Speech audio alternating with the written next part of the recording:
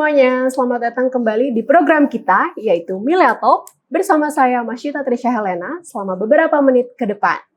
Dan kali ini kita sudah masuk ke dalam episode ke-11. Kita punya tema menarik juga yang berjudul How to Get Benefit from Videographer Career. Dan seperti yang kita ketahui bersama, bahwa saat ini banyak sekali generasi Z yang sudah menggunakan internet dan juga menggunakan semua hal dalam dunia digital. Dan kali ini kita juga sudah kedatangan narasumber hebat, yakni Kak Faiz. Halo. Yang merupakan videografer profesional. Dan bagi teman milenial semuanya, yang punya kisah inspiratif maupun kisah menarik, bisa banget langsung DM ke Instagram kami, @milenialab. Dan nantinya yang beruntung akan langsung kami undang ke episode selanjutnya. Oke, baik Kak Faiz, apa kabarnya? Alhamdulillah baik. Mungkin boleh disapa juga teman Milea semuanya. Oh ya, halo teman Milea ya, teman Milea ya. Gue nama saya Faiz, dulu pernah kuliah di Universitas Muhammadiyah Jakarta, tapi jurusan ekonomi syariah. Memang gak bakalan nyambung sih ya, banyak banget yang bilang dari ekonomi tapi ke videografi kayak gitu. Cuman nanti bakalan ada ceritanya gitu loh. Oke, baik Kak Faiz, berarti background-nya di jurusan ekonomi. Iya. Nah, tapi sekarang terjun di videografi. Baik. Betul. Nah, untuk teman milenial semuanya pasti penasaran kan gimana awal mula Kak Faiz bisa akhirnya terjun di dunia videografi ini. Nah, mungkin boleh diceritain sedikit nggak sih Kak Faiz selama ini kan udah terjun di dunia videografi dan juga bahkan menjadikan hal ini tuh profesi ya Kak. Awal mulanya seperti apa sih Kak? Akhirnya bisa menentukan kalau oke, mungkin ini adalah langkah saya yang nantinya bisa saya teruskan hingga ke depan. Jadi awal mulanya itu tahun 2000 pernah mikir sih dulu awal mikir 2016 pernah mikir kayak ini fotografer, videografer tuh nggak guna. Jujur dulu pernah mikir kayak gitu. Kenapa? Karena 2016 itu kan kayaknya HP masih bagus-bagus banget kan. Soalnya dilihat kayak percuma buat apaan HP udah bagus-bagus tapi nggak usah pakai kamera gitu kan. Emang dulu namanya juga orang awam kan. Dulu kan padahal 2016 itu kan. Terus seiring berjalannya waktu emang kebetulan junior ada yang sering main kamera, main video udah. Terus pas di sekolah dia kayak sering bikin-bikin video gitu, kegiatan-kegiatan di sekolah.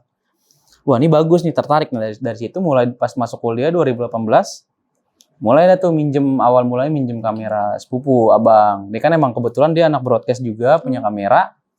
Minjem dah tuh iseng-iseng di kampus. Nah, dulu kebetulan ikut himpunan. Nah, ikut himpunannya itu baru dikembangin dari situ. Ngeliput acara kegiatan kampus kayak gitu. Oke, berarti mengawalinya dari ikut organisasi ataupun himpunan ya di kampus. Di kampus. Tapi pernah nggak sih Kak ikut kelas juga? Kan banyak sekali ya sekarang kelas-kelas yang dibuka secara singkat nih kalau misalnya mau menjadi seorang videografer ataupun profesinya menjadi seorang videografer. Kalau misalnya ikut kelas, jujur sih nggak pernah sama sekali ya. Karena sotoy-sotoyan aja sih bahasanya. Gitu. Dulu sotoy-sotoyan aja dan juga nanya sih ke junior itu emang udah jago lah. Nanya ke dia nih gimana nih lensa apa nih yang bagus. Dulu kan pertama kali lihat kan kayak video foto tuh belakangnya bokeh aja ngeblur gitu kan. Wah, kayaknya bagus aja gitu kan. Nah, terus nanya nih gimana caranya, dikasih tahu lensa apa supaya kayak gini. Terus kameranya gimana. Nah, terus juga nanya ke sepupu, nih gimana nih Bang kayak gini supaya bisa hasilin video biar belakangnya ngeblur. Dulu kan asik aja gitu liatnya. Nah, kayak gitu emang belajar sendiri aja otak-atik kamera. Berarti otodidak. Nah. Tapi pernah ngeliat dari sosial media juga mungkin belajar otomatis dari YouTube atau dari dulu video sih lain? enggak. Dulu sih enggak ya, karena kan dulu TikTok gitu atau YouTube itu kan belum belum ada orang itu nggak minat kalau misalnya yang belajar kayak gitu tuh. Orang tuh dulu kayaknya nggak minat kayak gitu karena yang minat dulu kan orang-orang prank yang konyol-konyol tuh orang minatnya kayak gitu kan. Jadi mungkin ada, cuman emang nggak pernah lihat kayak gitu. Jadi ya udah sendiri aja, otak-atik sendiri, otodidak. Oke, berarti memang secara manual banget ya belajarnya. Manual banget. Oke, nah kalau dari Kak Faiz sendiri kan udah berawal dari yang tadi ya belajar dari hal-hal yang memang bisa dilakukan sendiri juga dan juga mengikuti himpunan ya di Iya, kampusnya. himpunan. Kalau boleh tahu pertama kali dapat job untuk videographer itu pas kapan, Kak? Dulu sih ikut sama Om sih. Nah kebetulan juga Om itu emang kameramen juga gitu. Dia emang main wedding event, seminar dan lain sebagainya. Nah terus pernah diajak, nih ikut. Nah pertama malah dari jadi runner dulu, jadi asisten dulu sembari megang-megang juga belajar-belajar. Itu 2019 itu wedding sih pertama. Ingat banget. Di 2019. 2019 pertama kali. Berarti itu. kurang lebih sekarang sudah hampir 4 tahun 4 ya. tahunan, iya. Nah selama 4 tahun ini gimana nih Kak? Mungkin pernah nggak sih mengalami hal-hal yang jenuh juga nih ternyata menjadi seorang videographer? Dibilang jenuh sih sering sih ya. Oh, gitu. Emang sering banget karena kan apalagi klien banyak yang minta revisi kayak gitu atau gimana kan. Kebanyakan sih biasanya di editing gitu. Ini kayaknya lagunya lagunya udah sepakat nih, udah selesai, terus tiba-tiba lagunya minta diganti dari ulang kan otomatis harus ngedit dari ulang lagi kan. Terus juga pernah kayak kan ini kan kalau videographer ini kan nggak selalu menentu bahasanya nggak menetap lah. Karena kadang-kadang juga ada yang nggak seminggu misalnya nggak ada, itu jenuh juga kadang kayak gitu, kayak nggak ngapa-ngapain. Karena sama juga banyak juga klien yang nggak sesuai dengan apa yang deal-dealan di awal. Misalnya pakai paket A dengan harga sekian tapi maunya dengan paket B yang jauh, bener-bener yang sebenarnya nggak bisa kayak gitu. Banyak sih kayak gitu. Oke, nah berarti banyak banget ya hal-hal yang udah dilalui. Nah kalau boleh tahu juga nih, selama menjadi videographer ini, khususnya memang profesi yang saat ini digeluti ya, ada nggak sih hal yang membuat Kak Faiz tuh benar-benar kayak, wah ini nih menjadi salah satu job yang sangat penting dan nggak akan terlupakan. Pernah nge-handle suatu job apa Kak? Oh, kalau job itu sih banyak sih sebenarnya, karena emang awalnya hobi kan. Okay. Jadi ketika kita menjalankan itu, emang sih nggak pernah kayak ini nggak bakal dilupain. Itu hampir semuanya nggak bakal pernah dilupain karena emang tertarik aja gitu. Tapi pernah ada beberapa yang bisa dikatakan itu job besar lah, kayak misalnya Gias, pameran mobil itu, terus kompro perusahaan, terus iklan, launching smartphone, itu kan lumayan ya, maksudnya suatu kebanggaan lah bisa dikatakan kayak gitu paling. Oke, wah banyak banget berarti pengalamannya yang kurang lebih ya udah 4 tahun yang selama ini sudah digeluti. Nah kalau misalnya teman Milea yang saat ini menyaksikan nih Kak Faiz mau mengikuti jejak Kak Faiz juga gitu menjadi seorang videographer, ada nggak sih hal-hal yang harus dilakukan dan mungkin tipsnya seperti apa? Kalau tipsnya itu untuk teman-teman Milea ya, Milea itu untuk belajar videographer itu sebenarnya untuk saat ini zaman sekarang nggak harus punya kamera sih sebenarnya ya. Okay. Karena kan pakai smartphone atau HP pun sekarang udah canggih gitu. Tinggal bagaimana produksinya, kayak misalnya kita pakai ini clip on, itu tinggal ditambahin aja kayak gitu. Jadi kalau memang asalkan pede sih. Betul. Benar, dengan kalau misalnya kita mau buat konten, jangan jangan malu untuk di depan kamera. Misalnya kita malu terlihat, wah kayaknya kurang nih, kan ada kayak konten-konten sekarang kan kayak review makanan, itu kan gak harus kita muncul di depan kamera, kayak voice over-nya kan bisa. Sama misalnya kalau mau main kamera, pakai kamera pun intinya untuk video pelajari segitiga exposure itu dulu. Nah, misalnya yang pertama ada ISO, diafragma, dan shutter speed kayak gitu. Paling supaya itu sih yang dasar untuk bagaimana hasil akhirnya itu bisa ditentuin di situ. Supaya gambarnya nggak over, gambarnya nggak terlalu gelap, dan lain sebagainya kayak gitu. Oke, berarti ini tips yang bisa diberikan dari Kak Faiz ya untuk teman Milea semua yang mau nih menggeluti sebagai seorang videographer gitu. Nah, kalau selama ini kan berarti udah 4 tahun lebih di bidang videografi ya. Ada nggak sih benefit yang dirasakan? Mungkin kayak bisa aku contohkan, makin luas relasinya, itu pasti kan. Nah, selain itu ada nggak sih yang dirasakan kayak, wah memang saat ini tuh videographer tuh menjadi profesi yang tepat nih buat saya gitu. Oh, banyak banget sih bener. Karena yang pertama itu dari menambah relasi ya, yang itu terutama banget sih. Yang kedua, kita bisa jalan-jalan. Oh, Jalan-jalan oke. gratis karena karena kita pernah ke Danau Toba, Manado itu buat ngeliput gitu itu jadi lumayan lah ya kan, ke Jogja, ke Bandung. Itu kan otomatis akomodasi itu kan ditanggung dari klien ya kan. Jadi kita sekarang jalan-jalan.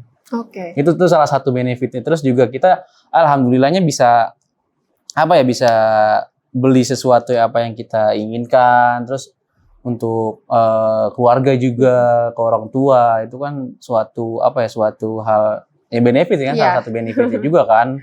Bener banget. Tapi intinya emang karena dijalani dengan enjoy, emang happy, emang suka, jadi semuanya sih benefit sih, udah emang asik aja sih gitu emang dunia ini tuh. Tapi banyak juga sih yang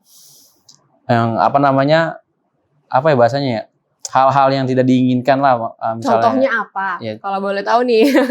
Ya tapi sih ya pengalaman temen sih kan, karena ada kamera lagi job kan, kamera hilang kan, nggak lucu juga gitu. Serius pernah juga? Ada. Tapi saya belum. Jangan sampai lah. Itu juga. Terus misalnya kliennya yang ngaret ketika kita udah standby, itu kliennya nggak sesuai dengan jam, tapi ketika pas jamnya udah habis malah nyalain kita. Itu kan banyak banget sih kayak gitu sih. Berarti lika-liku menjadi seorang videographer banyak ya, tapi lebih banyaknya benefitnya yang dirasain. Ya alhamdulillah selama ini sih benefitnya asik aja gitu kan, bertemu teman-teman baru kayak ini kita nih gini. Oke, gitu. berarti itu salah satu benefit yang memang dirasakan ya, lebih banyak benefitnya. Alhamdulillah. Nah, tapi kalau misalnya dari Kak Faiz sendiri nih, aku masih penasaran sih sebenarnya sama background dari Kak Faiz ya. Kalau boleh kita flashback lagi tadi ke dunia kampus. Oke. Itu kan Kak Faiz menjadi seorang mahasiswa, terus join ke salah satu himpunan ataupun organisasi.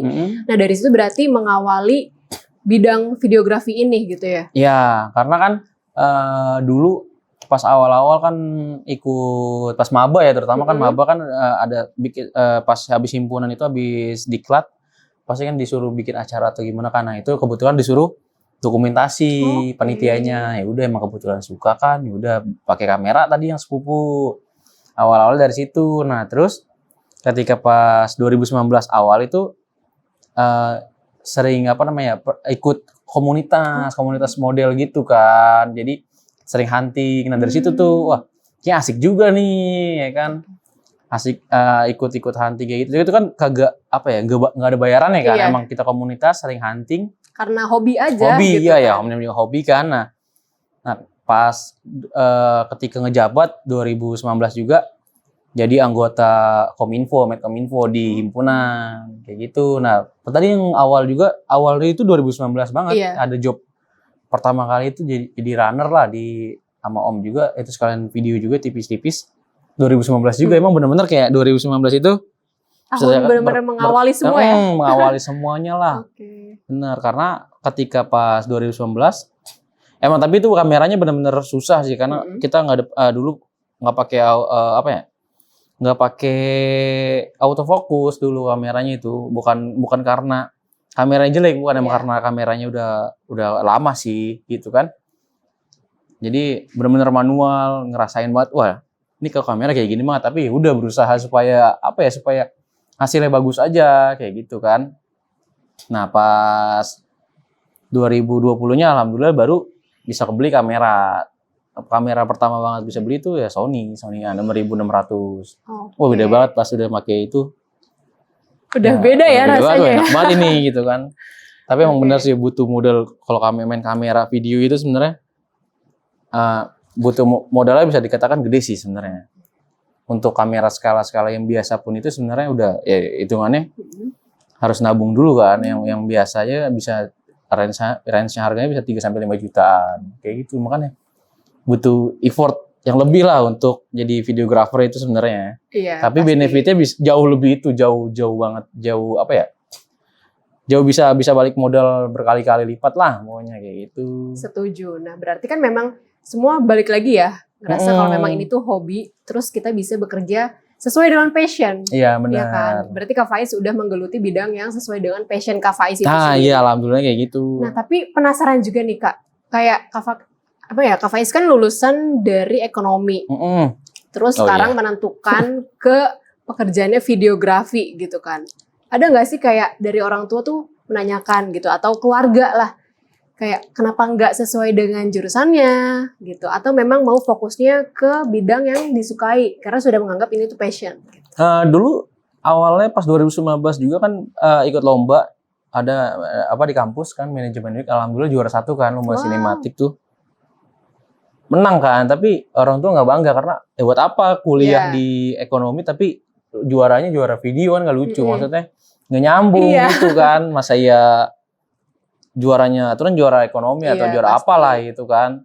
Sebenarnya tapi dari situ bodo amat karena ini mau pribadi kan emang apa namanya emang suka gitu kan.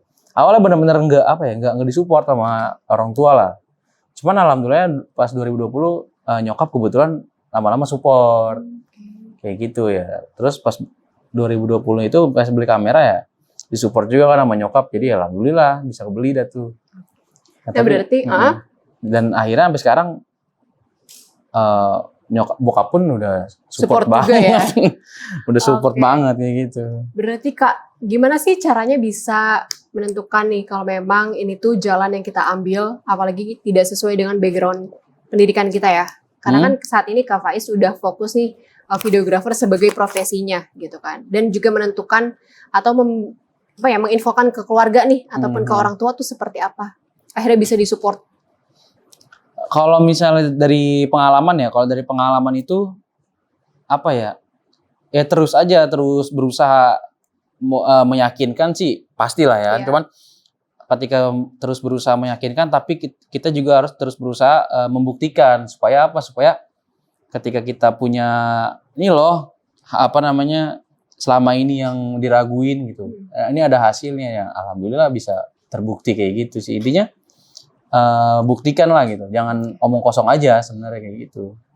Oke, luar biasa. Nah, untuk Kak Faiz mungkin ada nggak nih yang mau disampaikan closing statement-nya nih ke teman milenial semuanya yang memang mau mengikuti jejak Kak Faiz sebagai videographer, apalagi yang memang awalnya benar-benar masih awam banget Kak, belum paham kamera ataupun yang mau belajar jadi seorang videographer. Silakan.